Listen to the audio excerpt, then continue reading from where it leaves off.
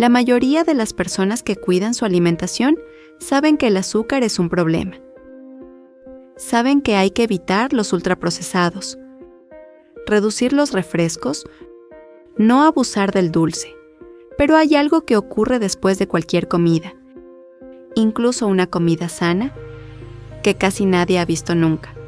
Algo que no duele, algo que no se nota en el momento, pero que el cuerpo lleva años registrando en silencio.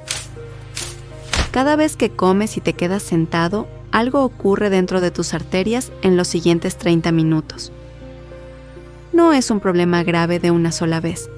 Es un proceso que se repite 2 o 3 veces al día y en total son unas 700 u 800 veces al año. Y la mayor parte de ese daño acumulado empieza mucho antes de que ningún análisis de sangre lo detecte. En este video vamos a ver 3 cosas. Primero, ¿qué es exactamente ese proceso y por qué ocurre cada vez que comes? Segundo, ¿qué le hace a la capa más interna de tus arterias de forma repetida con el tiempo? Y tercero, ¿qué señal tan sencilla puede interrumpir ese proceso antes de que empiece? No hace falta ser diabético, ni hace falta tener ningún problema previo. Esto le ocurre a cualquier cuerpo que come y se queda quieto. Y entenderlo cambia por completo lo que haces en los 10 minutos después de cada comida. Para entender qué pasa, necesitas imaginar una autopista. Pero no una autopista de coches, sino una autopista de azúcar. Obviamente de forma metafórica. Cuando comes, los carbohidratos se digieren y la glucosa empieza a pasar del intestino a la sangre. En condiciones normales, esa autopista va llenándose de forma gradual. Tráfico fluido sin atascos. Pero si la comida tiene muchos carbohidratos de digestión rápida y los músculos están quietos, el tráfico entra demasiado rápido. La autopista se satura. El azúcar se acumula en sangre más de lo que el cuerpo puede gestionar en ese momento. Y esa saturación, ese pico de glucosa, tiene un efecto directo sobre la pared interior de los vasos sanguíneos. Esa pared se llama endotelio. Es una capa de células tan fina que si la estiraras cubriría la superficie de varios campos de fútbol. No es solo un revestimiento pasivo, es un tejido activo que regula el flujo, controla la inflamación y decide qué entra y qué no en los tejidos. Dicho de forma sencilla, el endotelio es el árbitro de tus arterias. Cuando funciona bien, todo circula. Cuando se daña, las reglas del juego cambian. Entonces, ¿qué le ocurre al endotelio cuando el azúcar sube rápido? Investigadores de la Universidad de Cambridge estudiaron qué sucede en el endotelio durante los picos de glucosa post-comida. Lo que encontraron es que la glucosa elevada actúa como un abrasivo químico sobre esa capa de células. Provoca lo que se llama estrés oxidativo. El endotelio genera moléculas reactivas que dañan sus propias células desde dentro.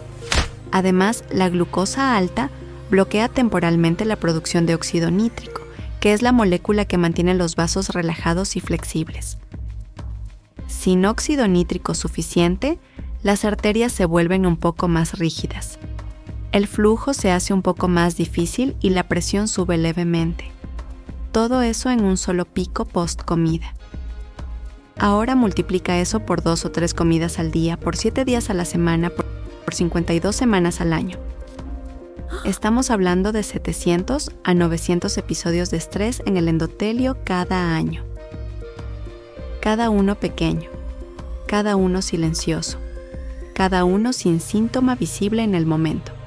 Pero acumulados con el tiempo, ese estrés repetido contribuye a los cambios estructurales en las arterias que los cardiólogos llevan décadas estudiando.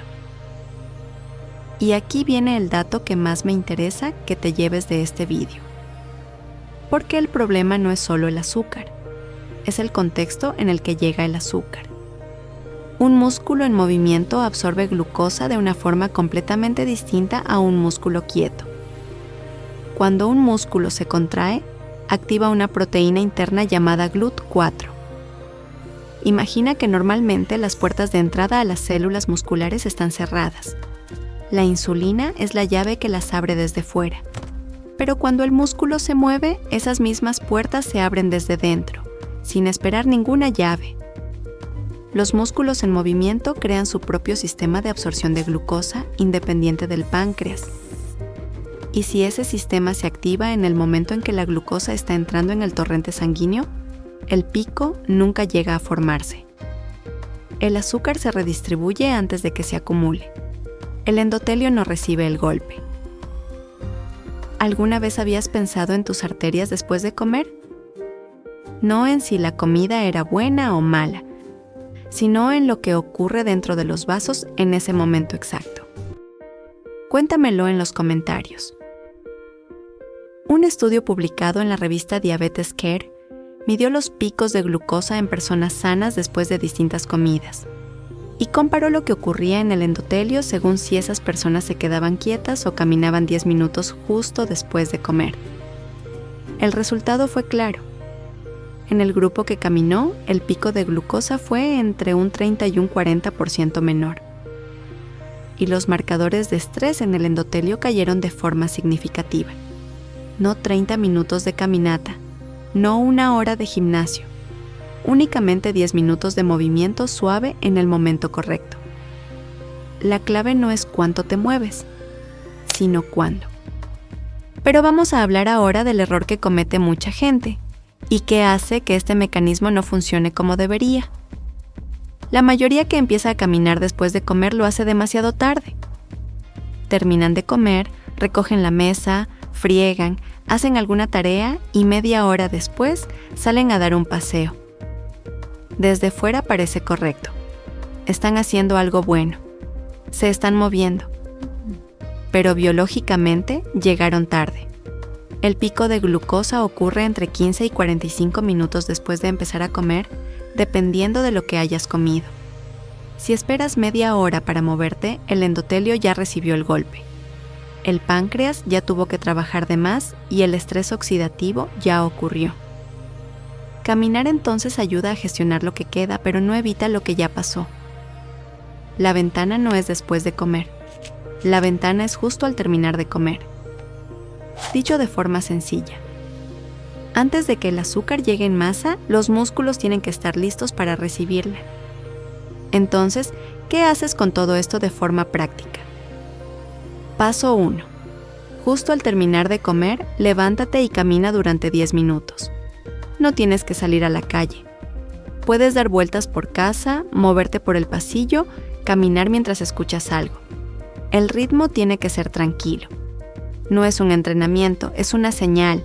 Le estás diciendo a tus músculos, hay glucosa llegando. Úsala ahora.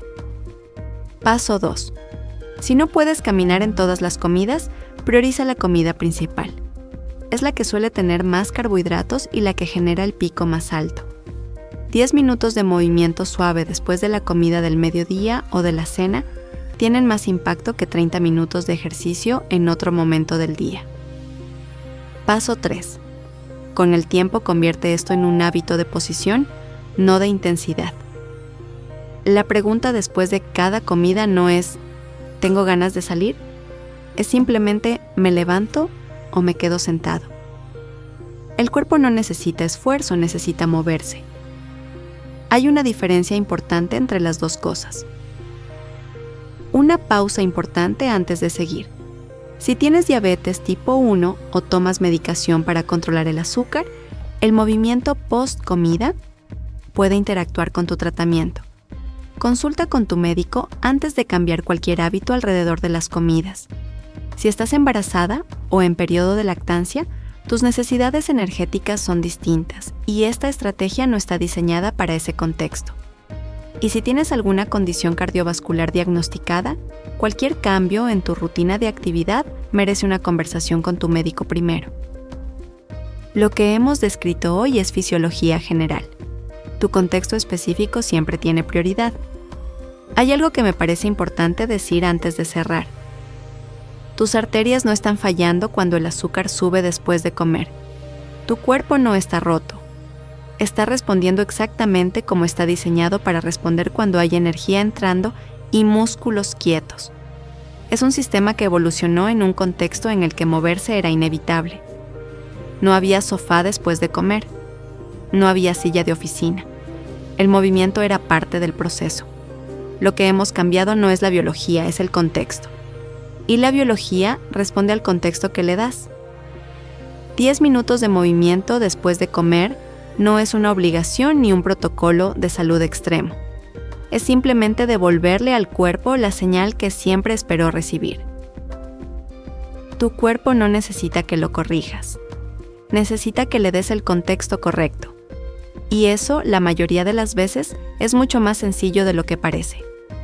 Si este vídeo te ha hecho ver algo que tenías delante cada día y nunca habías considerado, suscríbete al canal. Cada semana abrimos uno de esos procesos que tu cuerpo hace en silencio y que cambian por completo la forma en que tomas decisiones cotidianas. Y la semana que viene vamos a hablar de algo que ocurre exactamente mientras duermes. Hay un sistema de limpieza cerebral que solo se activa durante el sueño profundo, que la ciencia descubrió hace menos de 15 años, y que la mayoría de lo que hacemos por la noche lo interrumpe sin que lo sepamos. Nos vemos ahí.